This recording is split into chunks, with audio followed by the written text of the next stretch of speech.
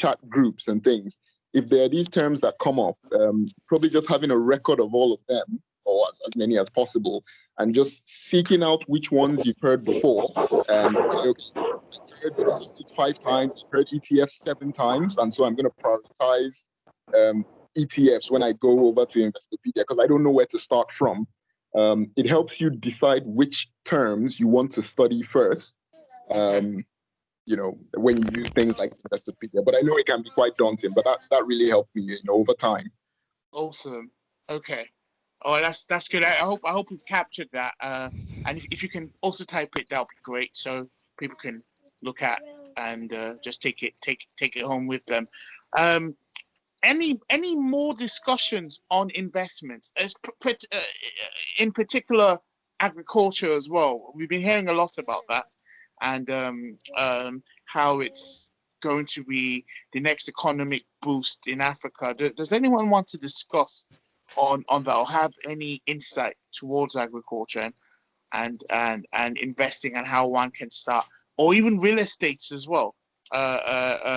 If people can add their 2 cents, that'll be great.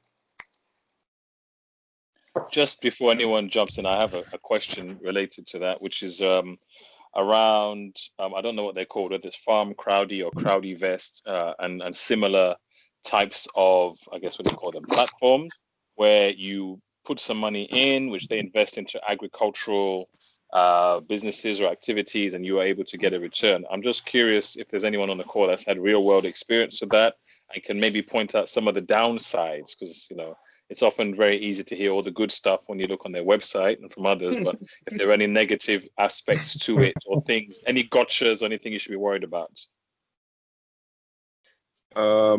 Right, Chibi again, and somebody might have something to add. But just on the, like you said, these agricultural investment products, or agri-tech, and they're called different names. I've tried a few of them before. One of them is, it was Farm Crowdy when I did it, and it's now Crowdy Vest.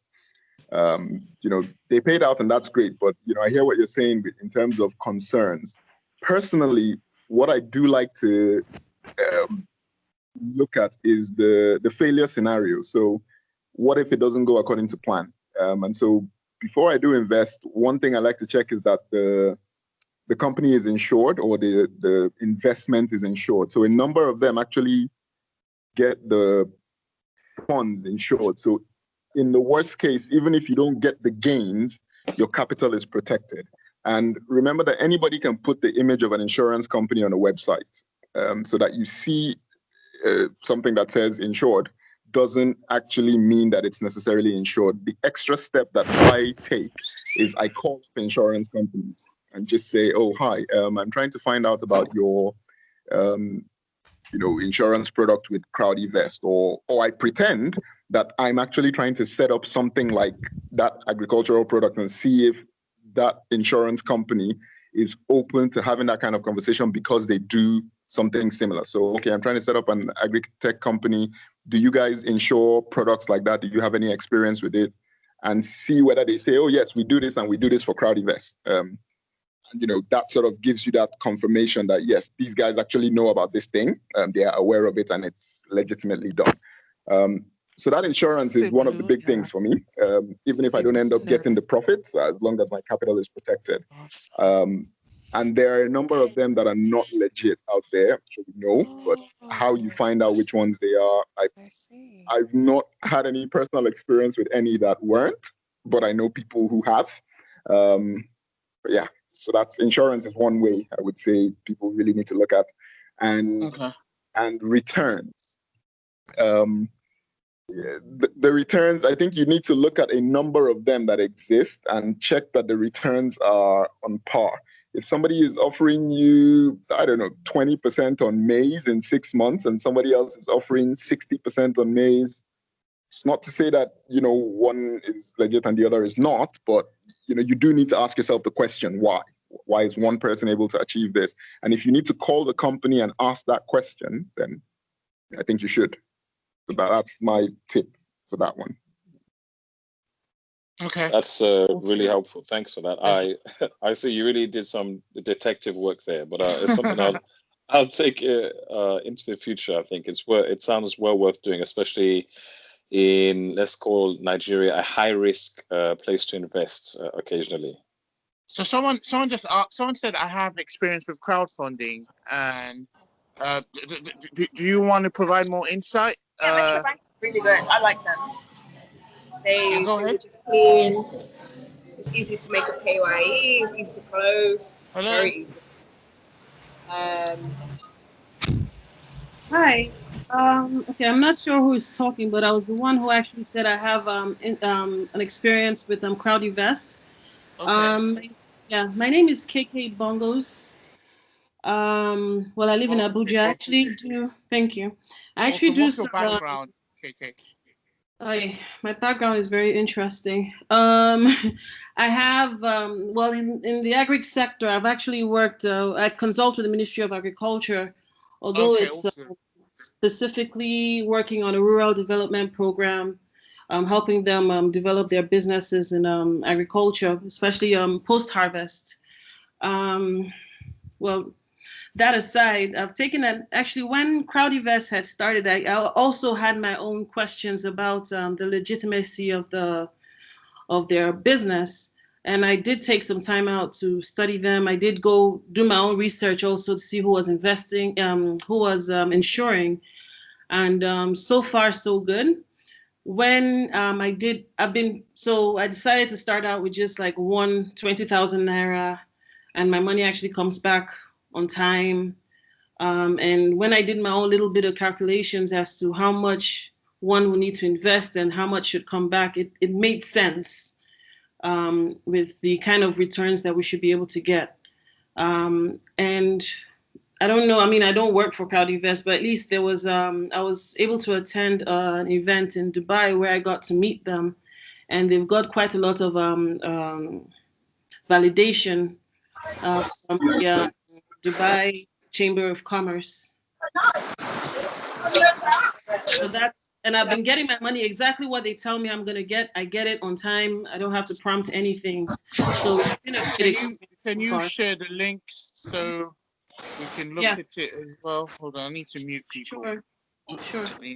Yeah. Awesome. One more on this, then we'll probably move to the next topic. Does anyone have any contribution?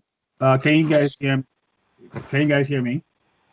Yes. Hi, Samson. This is Timmy. I'm based out here in Los Angeles. Hello. Hi, Timmy. So just on Farm Crowdy and CrowdInvest, like we mentioned in the group in the past, I've actually known them from inception. One of the CTO is a very good friend of mine. Okay. And prior to them starting, a bunch of people have been looking for ways where you can invest in agriculture, but not necessarily have to go into the farm to do the work, right? And how to put your money in this. And so Farm Crowdy came up at a time as a perfect vehicle for such investments. Right. So what they've been able to do, build. So there's a lot of background noise. What they've been able I'm just wondering who. Okay, switch it off. So go ahead. What they've been able to do is to build confidence in investors and build confidence in their clients. It's a very simple mechanism. They act as middlemen with farmers and retailers. So they make sure that farmers have what they need to be able to get the best yield from their land. And they also connect these farmers to off-takers who are ready to buy their yield almost immediately. Over time, they've been able to expand into a number of different things like you guys have seen in CrowdInvest now. They do have a lot of international investors that have come in, and they've grown pretty well. I think it's I'll call them a unicorn in Nigeria. They're one of the very first that have been able to start what you can call almost a novel idea and push it all the way through. There are a lot of copycats out there. There's Thrive Agric. There's a lot of other companies that have come that have started since they have. Some of them are doing good as well, but they are definitely pioneers in that space. What's like the return of investment doing this? Like just a typical example. So someone starts with say £100, for example. What? I mean, it varies. It varies depending on the crop on Farm Crowdy itself. It varies depending on the crop. For maize, for instance, you can get like maybe 20% every 9 months or thereabout. There was a time they were doing rice where you could get a higher yield, maybe about 24% in a year. But it ranges between 13 and 30 within a year. Now they're on Crowdyvest. They have other platforms where they have I can't remember what it's called, but the bus system where they started in Lagos, they've just moved to Abuja. You can also invest in that. There's a property management system as well that they have. I can't remember the name itself, but there are all these vehicles are on Crowdyvest, which uses the same. Sorry, go ahead.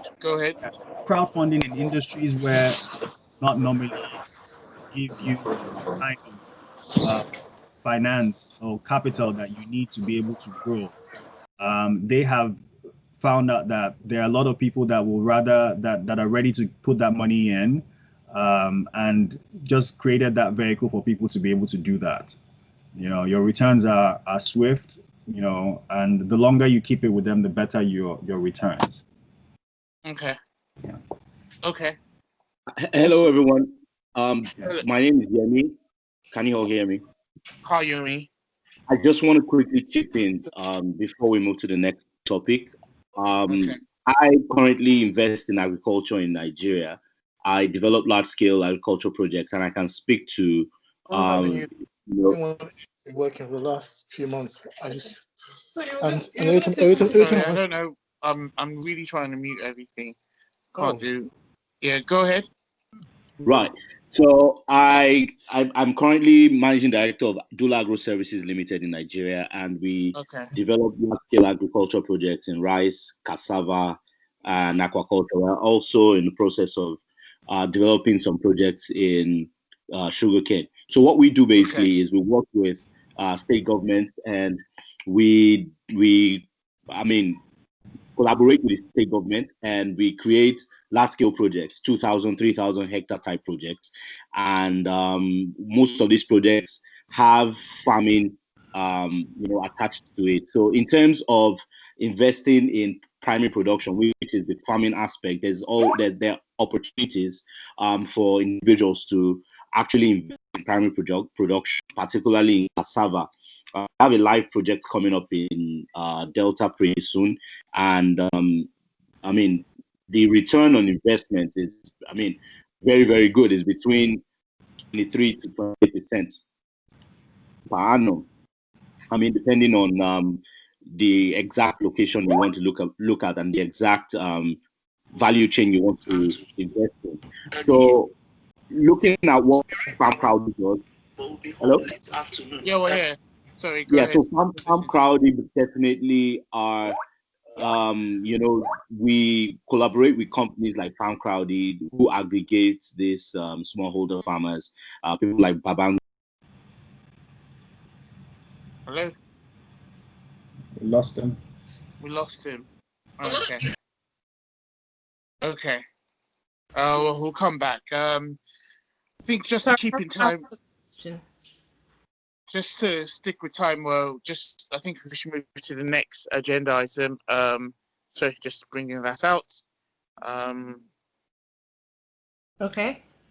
All right. So I'll be quick. My name is Yemi. I'm a marketing consultant and I'm based in Nigeria. So I would like to ask if anybody has knowledge on what platforms like Piggyvest, what they invest in. What to put people's money in, really. So that's all. Really. If anybody has any idea, you could put it in the chat box as well. Thank you. Okay. Does anyone have any response to the question?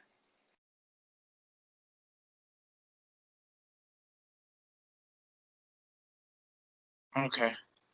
Unfortunately, I don't think many people do.